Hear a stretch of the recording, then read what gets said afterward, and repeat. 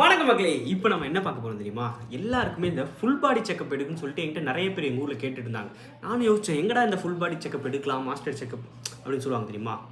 அப்படி யோசிக்கும் போது எனக்கு தெரிஞ்ச டாக்டர்கிட்டலாம் கேட்டிருந்தேன். அப்போ எனக்கு ஒரு டாக்டர் வந்து சொன்னாங்க, கவர்மெண்ட் டாக்டர் தான் அவங்களும். அவங்க வந்து, சார் நீங்களாம் எங்கே சார் ஃபுல் பாடி செக்கப் எடுக்கும்னு கேட்கும்போது, ராஜீவ்காந்தி மருத்துவமனை, அது மட்டும் இல்லாமல் ஓமந்தூரார் மருத்துவமனையில் எடுப்பாங்க. ஆனால் நான் கேட்டு பார்த்தேன் ஒரு சில பேர்கிட்ட வரைக்கும், முன்னாடியே போய் டோக்கன் போட்டு அடுத்த நாள் தான் போகிற மாதிரி இருக்கும், அப்புறம் ரிப்போர்ட் வரதுக்கு 2 நாள் ஆகிற மாதிரி இருக்கும் அப்படின்ற மாதிரி சொன்னாங்க. ஆனால் நம்ம சென்னையில் போய் தங்கணும், ஆனால் 2 நாள் தான் தங்குற மாதிரி இருக்கும். இப்போ வீட்டில் இருக்கவங்களாம் கூப்பிட்டு போகிறோன்னு வச்சுக்கோங்க, இப்போ 2 நாள் எங்கேயா தெரிஞ்சவங்க வீட்டில் ஸ்டே பண்ணிக்கலாம். அப்படின்ற போது தான் நம்ம ராஜீவ்காந்தி மருத்துவமனை சென்ட்ரலில் இருக்குது. சென்ட்ரல் ஆப்போசிட்டில். தெரியாதவங்களுக்கு நான் சொல்கிறேன் எப்படின்னா, நீங்கள் ஸ்ட்ரெயிட்டாக ட்ரெயின் பிடிச்சி தாம்பரத்துலேருந்து லோக்கல் ட்ரெயினில் வந்து பார்க் ஸ்டேஷன் போயிட்டிங்கன்னா, அங்கேருந்து அப்படியே சென்ட்ரல் போயிட்டிங்கன்னா, சென்ட்ரலுக்கு ஆப்போசிட்லேயே இருக்கும் ராஜீவ்காந்தி ஹாஸ்பிட்டல். கேட்டாவே சொல்லுவாங்க. அங்கேருந்து ஃபஸ்ட்டு எங்கே சென்ட்ரல்லேருந்து போனீங்கன்னா ஃபஸ்ட்டு கிடையாது, லாஸ்ட்டு பில்டிங்கு. முழு உடல் பரிசோதனை ஒரு பில்டிங்கே இருக்கும். மாஸ்டர் செக்கப்னு சொல்லிட்டு அங்கே யார்கிட்ட கேட்டாலும் சொல்லுவாங்க.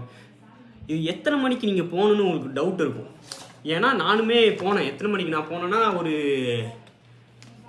6 மணிக்கெலாம் இருக்கும். 5:30 போயிட்டேன். ஏன்னா அங்கேயே வந்து என் ஃப்ரெண்ட் ரூம் இருக்குது. அதனால் முந்தின நாள் போயிட்டு அங்கே தங்கிட்டு காலையில் ரேபிடோ போட்டு காலையில் போயிட்டேன். யாருமே இல்லை. ஏன்னா ஒரு 7:30 மேலே தான் அங்கே ஆள் வருவாங்க போல். ஆனால் நான் ஃபஸ்ட்டு போனதில் என்ன ஒரு நல்ல விஷயம்னா, நான் தான் ஃபஸ்ட்டு டோக்கன். ஆமாம், அங்கேயுமே டோக்கன் போடுவாங்க. இங்கே என்னென்னா, நீங்கள் போனோன்னே நம்ம 11 மணி வரைக்கும் எத்தனை பேஷண்ட் வந்தாலுமே அலோவ் பண்ணுறாங்க. இவ்வளோ பேஷண்ட் தான் கணக்குன்றது கிடையாது. அவங்க கணக்கு வந்து 11 மணி வரைக்கும். நீங்கள் 11 மணிக்குள்ளே எத்தனை பேர் போனாலும் அவங்களுக்கு வந்து டோக்கன் போட்டு உள்ளே அமுச்சிக்கிட்டே இருப்பாங்க ஸ்பீடாக. அதனால் பிரச்சனை இல்லை. காலையிலே போனோன்னா கொஞ்சம் சீக்கிரம் முடியும், வேறு ஒன்றும் கிடையாது. நான் வந்து காலையிலே போயிட்டு டோக்கன் போட்டேனே. இப்போ பார்த்தீங்கன்னா, இந்த முழு உடல் பரிசோதனை நான் எடுத்துருக்கேன் பாருங்கள்.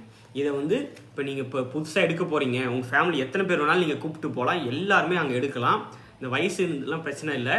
அதனால் இப்போ நானே இப்போ இன்னும் முன்னாடி எடுத்துருக்கணும், இதுவே லேட்டு தான். நான் வந்து 3500 ஒரு பிளானில் எடுத்தேன். இதில் வந்து கொடுத்துருப்பாங்க என்னதுன்னா, டைமண்ட். நான் உங்களுக்கு இங்கே போடுறேன் என்னென்ன கொடுத்துருக்காங்கன்னா, கோல்டு, டைமண்டு, பிளாட்டினம்.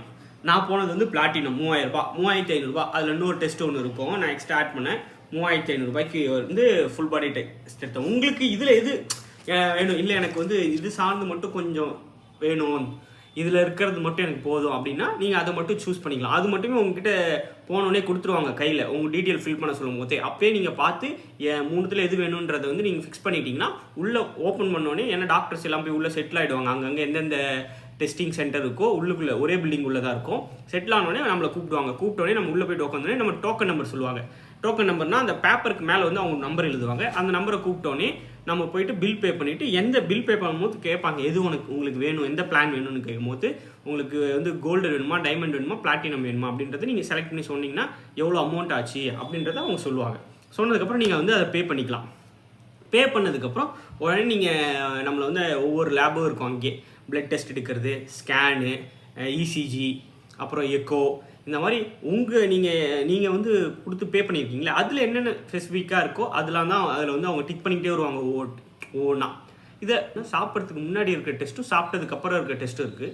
சாப்பிட்றதுக்கு முன்னாடி இருக்க டெஸ்ட்டெல்லாம் முடிஞ்சிருச்சுன்னா, அங்கே இருக்க ரிசப்ஷனில் இருக்கிறவங்ககிட்டே கேட்டிங்கனாவே, இப்போ சார் அடுத்து என்ன டெஸ்ட்டுன்னு கேட்டிங்கன்னா அவங்க சொல்லுவாங்க, நீங்கள் போய் சாப்பிட்டு வந்துடுங்க, உங்களுக்கு சாப்பிட்றதுக்கு முன்னாடி இருக்க டெஸ்ட்டு முடிஞ்சிருச்சுன்னொன்னே நீங்கள் கேன்டீனுக்கு போனீங்கன்னா, ரிப்போர்ட் எடுக்க வந்திருக்கவங்க, டெஸ்ட் எடுக்க வந்திருக்கீங்களே, அவங்களுக்கு வந்து ஃபுட்டு வந்து ஃப்ரீயாகவே அவங்க வந்து அங்கே உங்களுக்கு அரேஞ்ச் பண்ணிடுவாங்க. கேன்டீன் இருக்கும். நீங்கள் கேன்டீனில் போயிட்டு இதை காமிக்கணும், இதை கொடுக்கணும், இதை கொடுத்தா தான் அதுவுமே இதில் வச்சுருப்பாங்கன்னுட்டு உங்களுக்கான ஃபுட்டு கொடுப்பாங்க. கூட வரவங்களுக்கு வந்து நீங்கள் பேஷண்ட் இல்லை, கூட சும்மா வந்திருக்கீங்க அப்படின்னா உங்களுக்கு பக்கத்துலேயே இருக்குது, நீங்கள் அங்கே பே பண்ணி வாங்கிக்கலாம். உண்மையிலே சாப்பாடு நல்லா தான் இருக்குது.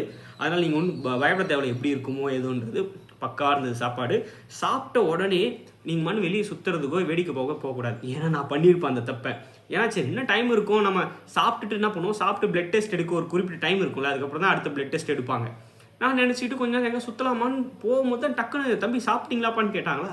சாப்பிட்டேன் சார். அப்போ உள்ளே போங்க அப்படின்னாங்களா. நான் உள்ளே போயிடுவேன் சார். சாப்பிட்டோன்னே டக்குன்னு பார்த்தா டைம் வந்து நோட் பண்ணாங்க.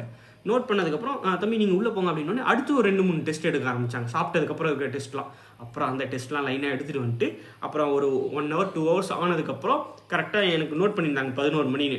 அப்போ 11 மணிக்கு பிளட் டெஸ்ட்டுக்கு அனுப்புனாங்க. அப்புறம் பிளட் டெஸ்ட்டில் போயிட்டு சாப்பிட்டதுக்கப்புறம் கொடுக்க வேண்டிய பிளட்டு கொடுத்துட்டு வந்தேன். இதுலேயே நம்ம அதுக்கு முன்னாடியே நம்ம காதுக்கு, மூக்கு, கண் இது எல்லாமே அவங்க செக் பண்ணிடுவாங்க. டாக்டருமே இருப்பாங்க. இதுக்கு நடுவில் நீங்கள் பாதி ரிப்போர்ட் எடுத்துகிட்டு வரும்போதே ஒரு டாக்டர் இருப்பாங்க. அவங்கள நம்ம மீட் பண்ணிவிட்டு உங்களுக்கு வேறு ஏதாவது பிரச்சனை இருக்குது, தொந்தரவு இருக்குது, அதுக்காக நீங்கள் டெஸ்ட் எடுக்கிறீங்களா, இல்லை சும்மா தான் நான் ரெகுலராக எடுத்துகிட்டு வந்திருக்கேன், எப்படி இருக்குன்றது பார்க்குறது அப்படின்றதெல்லாம் அவங்க கேட்பாங்க.